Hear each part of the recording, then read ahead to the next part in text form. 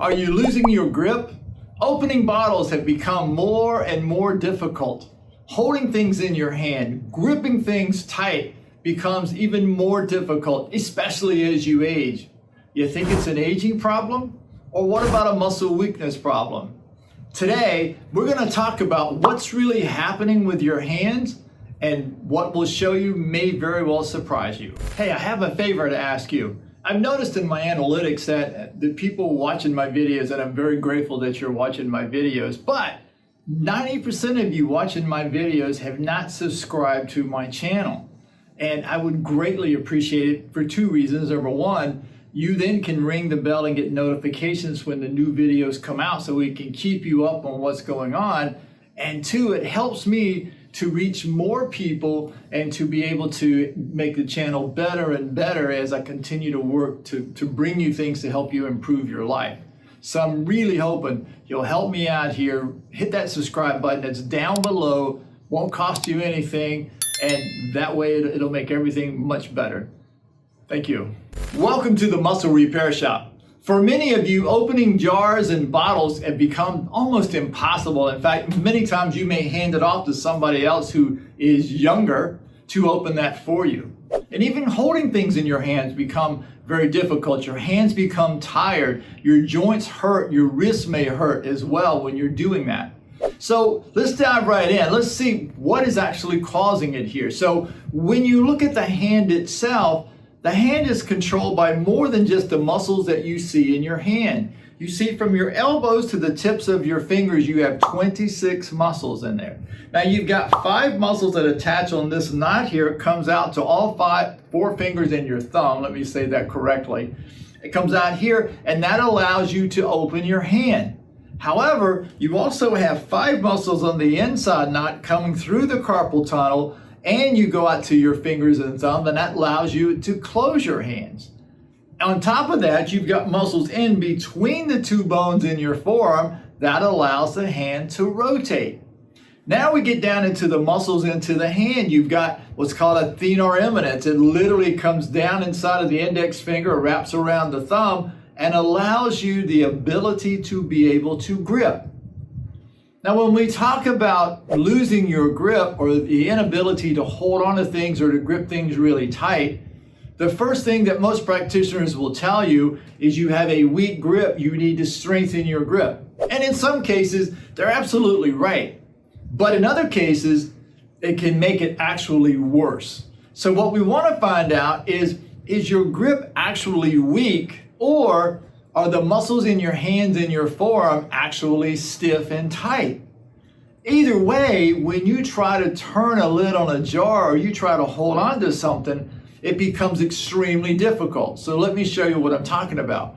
If the muscles here on the top of your forearm are tight, and I can't try to pull my hand down to grip by contracting the muscles here, when I try to grip something with my muscles on this side, with these muscles being tight here, it prevents my fingers from being able to come all the way down and grip as hard as I used to. So what happens is that this can become hard and actually tender. So if someone touches your arm out here on the outside, this can feel very sore. Reality is it shouldn't, because the reason it feels sore is that the muscles are tight, filled with what we call lactic acid from overuse or lack of use. It can go either way. And so these muscles become very tender and become very sore. So when you touch them, it can really hurt. But the more important thing is as I try to close my hands, these very same muscles can literally not be loose enough to allow my fingers to come all the way down as I use the muscles on this side to literally grip something with my hand. Now, when you look at that, this here, most people will never look here because you have a problem with your hand. They won't look here until you have a problem with your elbow, which eventually that will happen. So it may start out as a hand, your grip feels weak. You may wind up with tennis elbow and later on even shoulder pain coming out of it, because you start to compensate from here for this and compensate from here for this. And it's just a mess at that point. So what we want to do is really nip this in the bud now to make this a little more effective. So when you look at traditional treatments and what people will typically do, what happens is that they'll typically have you to do grip machines like in physical therapy. They may have you to squeeze a rubber ball or a tennis ball or something of that nature. And what they're trying to do is to get the grip itself to be stronger. The downside to it is that if the muscles here are tight where they're actually sore, the more you try to do that, the tighter this gets, the less movement that you're going to have with your hand, the bigger the problem you're going to have. And so sadly, many people will go through weeks to months of physical therapy trying to solve this problem and realize that they've actually come out worse than they started, or it just didn't get any better at all. And that's a case in point of where the strength training itself, the weakness of the grip wasn't because of the strength training. The weakness of the grip was actually because the muscles were stiff. Now, there are some things that you can do with it that can solve that problem. And in doing that, what we want to do, and I'm going to show you some things here that you can use to make that happen and start to stretch these muscles back out. And then we're going to touch a little bit on strength training, because some of you still, once you stretch them back out, may realize, yeah, it's weak also, because we just really don't use our hands. And so let's dive right into that. All right, so in this particular segment, what we want to learn to do is how to self-massage and how to stretch your arm and your hand so that you can get back better flexibility and pliability in your forearm and into your hand. And like I said, we'll touch on a couple of strength training things that I can show you can do anytime, anywhere, very simple. So let's start with the self-massage. Now, like I said before, you see, you've got this thenar eminence muscle here. And a lot of times if you press too hard, this becomes extremely painful. For some of you, you may actually have pain out here on this outside joint. This is called a saddle joint. And the only places we have it is on our thumbs here. So when you try to separate or bring the thumb out this way to expand it, if the muscle is tight, this can become very difficult. So in massaging, I just want to take and catch my thumb and my finger here, and I just want to gently press enough that I can begin to feel a little bit of pain, but not so much that I can't breathe. So as I come in and I press, I start to feel a little bit of pain. I want to inhale in and breathe right out. Hold it for a couple of seconds, move to another spot. And what you want to do is keep doing this here enough during your day that you actually get this soft enough that you can press pretty much as hard as you want and not have to worry about it. Now, when I'm working on my own, I've done this standing in front of people talking in a group of people. I literally just take my hand and my thumb, as you can see right here, and I just take and I just work, and it looks a little more like this as I'm working through. So nobody has to really know what I'm doing as I'm working through that, you see. And I mean, I can do it either hand, and I can just sit here, and you can see that what I'm doing is I'm just moving my hand around, and I'm looking for those sore spots to make sure that I can get this to be very soft. Now we can get in between the fingers here, like working up here, coming up this way. We can do that as well. And then on the inside, you see, you can come in and work on the inside of this also. And so this is not really the biggest problem. The biggest problem for most people is out here, but I would not do this because, again, this keeps the hand flexible and soft when you're doing that. When you're working on the forearm back here, I usually just sort of cup my arm this way, and I'll bring it a little bit closer so you can see what I'm doing, but I'm just cupping my arm this way, and I'm just starting to press in. Now it looks like I'm going here, but you notice in this case, my right arm, how I'm rotating it. My thumb is basically not moving. What I'm doing is moving this hand here, and it's causing the muscles to move my thumb, or what appears to be moving my thumb, but I'm just slowly working down. So take your time with it as you're doing that, working down your arm, and I would go up a little bit higher, come in, just like that. And you just work your way down. Now, when you start to feel a little bit of pain here, what you want, now see how my skin kind of moves, yours may not if it's really tight, but you want to inhale and then press in, and as you rotate that arm, breathe right out. Breathe right out as you're working there like that. And again, you could be sitting and talking to somebody, and I've done this sitting at a stoplight. Instead of complaining about people driving by, driving too fast, I just take my hand and I just start to do this sitting at a stoplight. I may do that 2, 3, 4 times a day, depending on how much I use my hands for the day, because anytime I use my hands, this is going to get tight here. So, and then on the other side, on the bottom side, I can just turn my hand around this way, cup my hand around the arm, use my thumbs, and again, you see, I can rotate my hand as I'm doing this and just slowly just work my way right through it, you see. That's the thing that you want to be able to do is keep these soft the whole time so that you have all of the movement back and forth. Now, what some of you may be asking or thinking at this point is that, well, I have carpal tunnel. It isn't carpal tunnel from repetitive actions, and that is a true statement. It is from repetitive actions, and most of the time you're on a cash register on a keyboard of some type, and you're moving all the time. Well, you see, while you're moving these fingers, you can see my forearm moving there. So the muscles here and the muscles here are controlling my fingers. See how my forearm moves? I'm gonna get a little bit closer. You see how the forearm changes just by moving my fingers around like that? Try it yourself, you can see it. But the point is that the muscles underneath here get tight, and it presses in the carpal tunnel against a nerve called a median nerve. If you can continue to keep the forearm soft and keep the hand soft, chances are you could either prevent it from happening completely or greatly reduce the pain that you're dealing with now.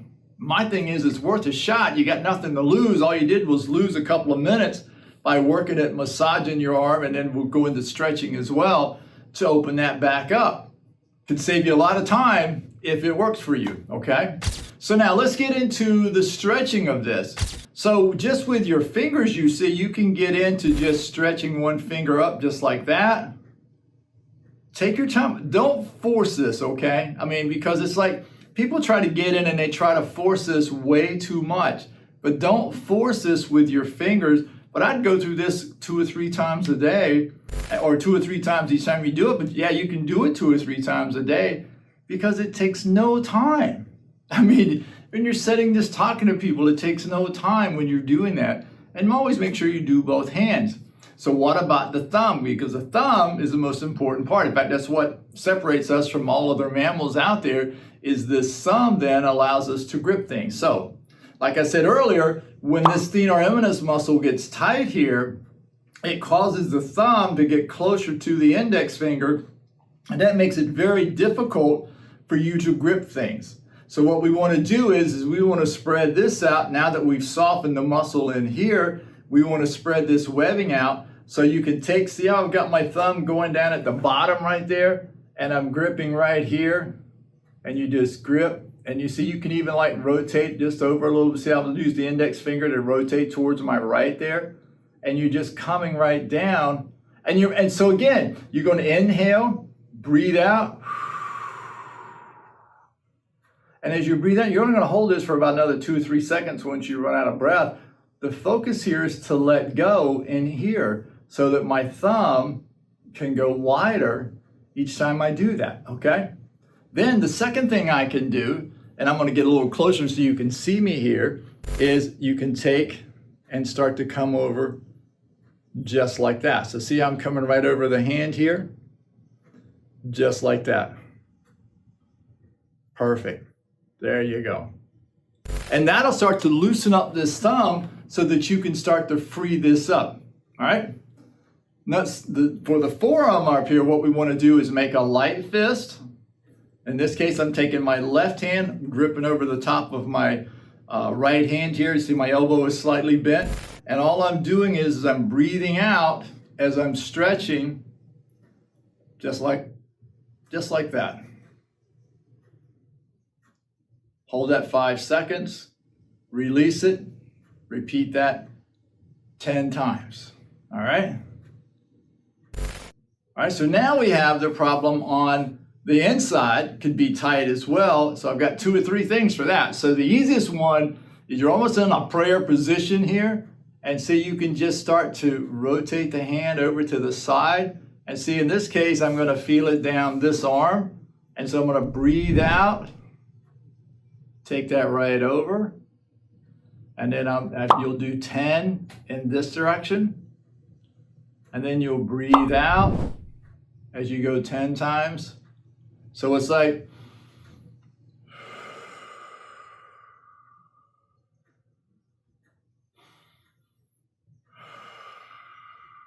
on each breath, you see, as you're doing that. The other way you can do this, and I'm going to do it on this massage table here, but you'll have an headset. You could actually get like on a short table, and you're going to lean right into it. And what you want is to have the palms facing behind you like this, and just lean back, and you'll feel the stretch right up into here.